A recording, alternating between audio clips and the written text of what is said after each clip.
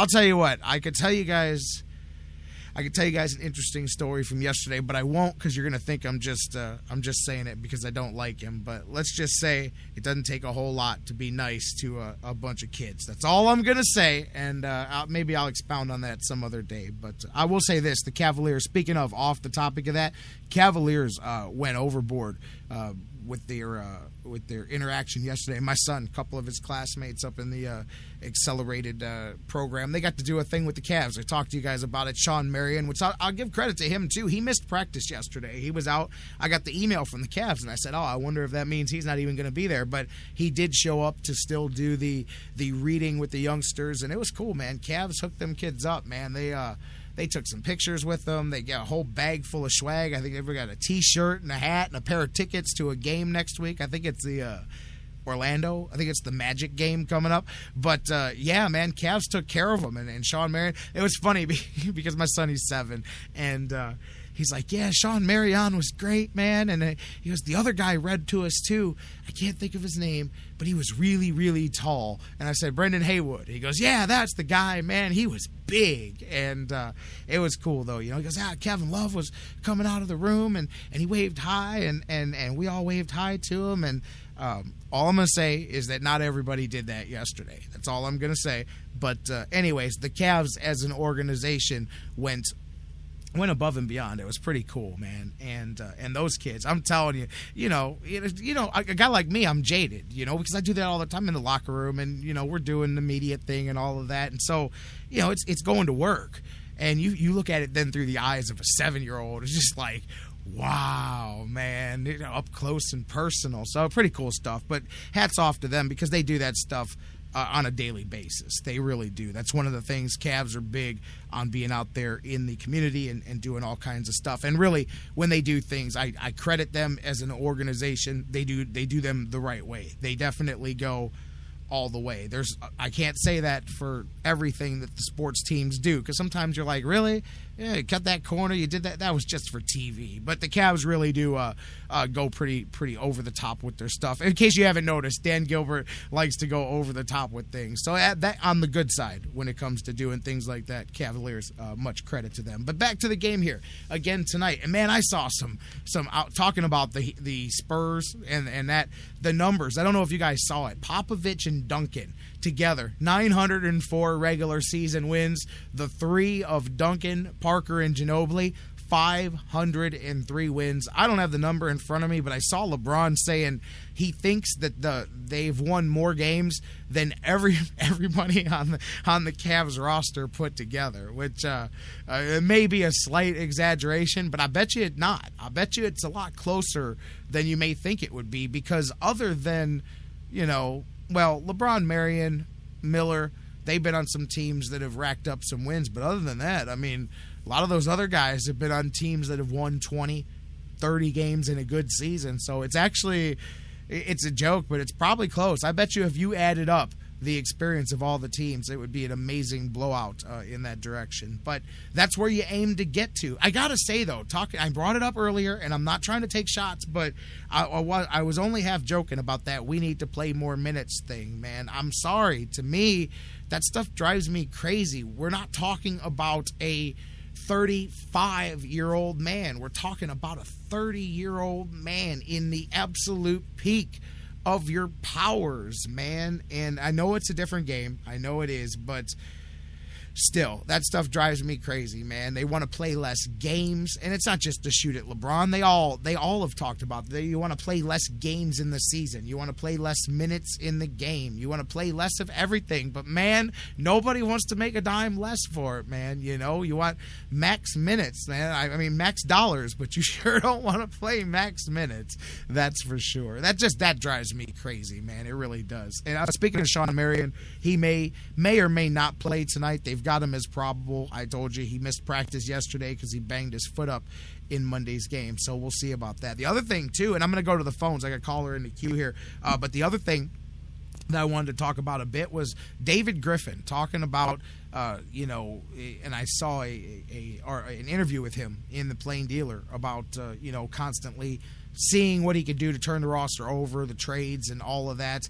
And how he talked about no one is untouchable, and we're constantly looking to build this team. But if you read between the lines of some of the things that he said, I really you can see that is true, and they're definitely trying right now. This is all a giant experiment, not just to figure it out on the court, but for him, he's sitting back and looking at these pieces and trying to go, okay, maybe I need to pull this piece out, plug this piece in, etc. We mentioned Corey Brewer.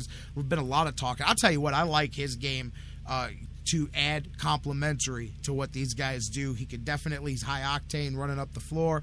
Defensively, there's a lot to that there. If they could get him, especially if they could get him without having to really give up much of anything and just use that salary exemption, that would be a very good little piece to add there. Then I think you focus on a big man too. But I told you guys, there's going to be two fronts that the Cavs are working this season, on the court and David Griffin, and then those two will converge around the trade deadline, and they'll see if they can't make their final push down into the playoffs and get a roster put together that they think is strong enough.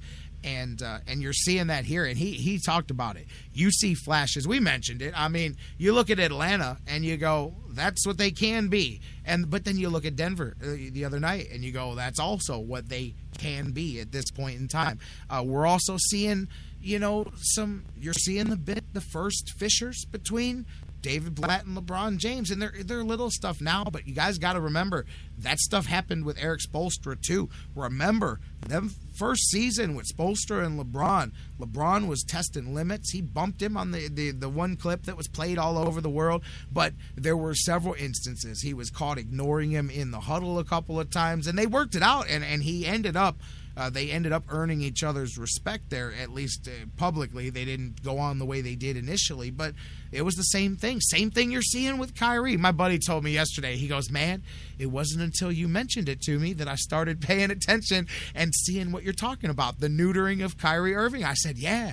I said, there's sometimes, if you watch, you can see the little things. Sometimes it's like withholding love or whatever. Like, I don't know, it walks the line of being passive-aggressive. In a relationship, it may be slightly in the domestic violence side of things. You know how, like, you hold back your love a little bit and it's like a passive-aggressive form of abuse? Sometimes he's high-fiving everybody but Kyrie coming off the floor, man. Sometimes he's looking and smiling, and then when the glance is towards Kyrie, the smile comes off for a second. And I've seen those things. Hey, man, I know what relationship life is like. I know the passive-aggressive games that you can play. But my buddy brought it up. He goes, man, I see it. He goes, yeah, sometimes when things are going good, then they're smiling and stuff. But, man, you can see the looks. I said, I know. I said, it's the same thing he did to Mario Chalmers. He neutered Mario Chalmers, man, and he blistered him, and he was very he did what he did, and they got the results that they got. But that similar process is going on, and the same thing with Spo and Blatt. You're seeing the same thing kind of there. He's going to push limits, and then hopefully they can get that worked out. If not, brother, what do you think Tyrone Lue is on the bench for, man? Because if it doesn't work out, they've got a backup plan. But I think it will. But you can already see those little things. These are the things that have to work out. I saw Charles in the chat room mention Dion. That was the other thing I wanted to bring up is, I'll tell you what, I love waking up to quotes from Dion Waiters that say, you know what? I'm going to be the sixth man of the year. I'm not going to sit here and sulk and feel bad. I'm going after it. If I'm going to come off the bench, then let's do it. This is what I'm going to do. I can do best, and I'm going after the sixth man of the year. And I like that. You know what I mean? That's what you got to do. That's what Ben Tate had to do, and he didn't do, and he had to go. And if Dion Waiters doesn't do what he's doing right now, then yeah, he may be somebody that there's a reason that and you think there's a coincidence that the day before David Griffin says nobody is untradeable, and the next day Dion Waiters says, man, I'm all about being the sixth man of the year? Because the choice is do it and take a run with this squad, or find yourself perhaps traded to Philadelphia or Minnesota or a team that is rebuilding, and you'll be rebuilding with them, but you won't be going along whatever this adventure here is going to be. You know what I mean? And that's legit. So we said that the other day. We can monkey around with pieces for 40 or 60 or 80 games, and that's fine. The ones that fit are going to stay, and the ones that don't won't, and that's what the Cavs are going to do. But yeah, no coincidence to me that Deion Waiters is like, I love coming off the bench now, man. I'm cool, man, because you can end up just like that. You hear trade Corey Brewer, you're like, man, I liked Anthony Bennett, and that Wiggins seemed nice enough, but man, I don't know if I want to go play in Minnesota. I'm just saying. Although in a couple of years you will. I'll tell you that.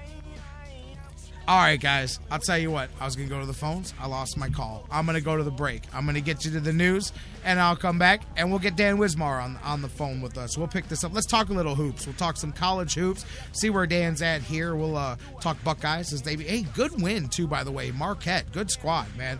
We'll talk about that here. We'll talk about the Buckeyes on the football field taking on Indiana and so much more. Hey, NFL Hall of Fame, Orlando Pace Buckeyes fans in the final listing. That final listing. All right, we'll talk about it with Dan, but if you haven't seen it yet, man, good luck picking 5 guys that are gonna make it out of that, because I could pick man, every one of them. It's one of the tough ones where you look at them and go, man, I can make a case for a lot of these guys. We'll talk about that too when we come back. Dan Wismar from the Cleveland Fan. Don't go anywhere. Rolling on Hump Day edition of the Sports Fix.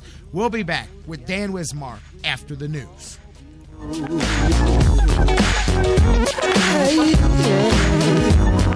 Ready or not, here we come, getting down on the one which we believe.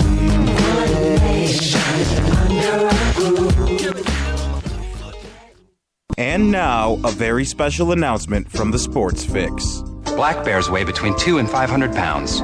Brown bears weigh between 300 and over 1,000 pounds. Black bears run away from you. Brown bears run at you. When attacked by a bear, simply lie still on the ground and cover your face and head with your hands. When the bear is finished batting you around and mauling you, contact the U.S. Forest Service. And that was a message from the Sports Fix. Hey, this is Scott Fujita, and you're listening to the Sports Fix. Business owners and professionals, do you want to take your business, your product, your team, your event to the next level? You want to advertise right here with the Sports Fix. Our listeners are among the most loyal listeners, terrestrial or internet. The Sports Fix universe is not only the radio show, but tens of thousands of fans on Facebook and Twitter. Email me, Jerry Myers, thesportsfix@AOL.com. That's thesportsfix@AOL.com. And let me help you swing for the fences and hit it out of the park right here on the Sports Fix. Sports Fix listeners, do you tweet? So do we. So tweet with us 24/7 at the Sports Fix CLE.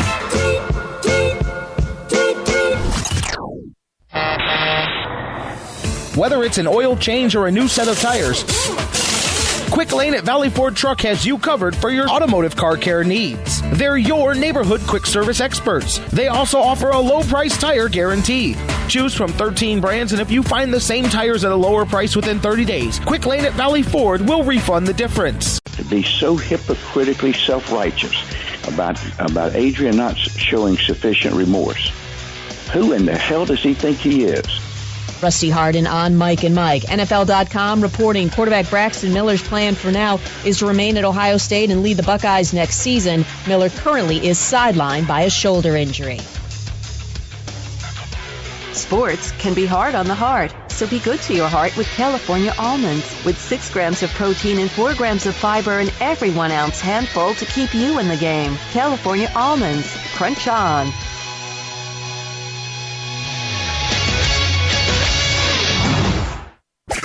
Now, back to the Sports Fix.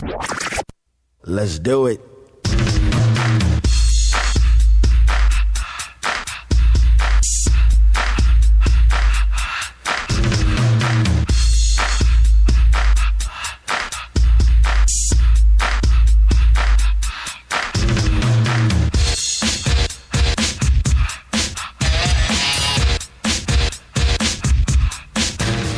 Welcome back to the Sports Fix live across the Sports Fix Radio Network. Yeah, I know many of you listening to us live I don't know what happened. I don't want to say if it's I don't know what it is. I don't want to say power surge. There's some technical issues.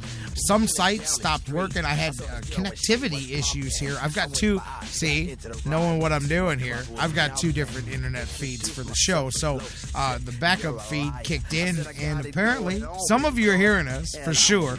You're all going to hear us at one way or another on digital delay, but apparently some of you are hearing us here on the live feed. And hey, whatever. I don't know what it is.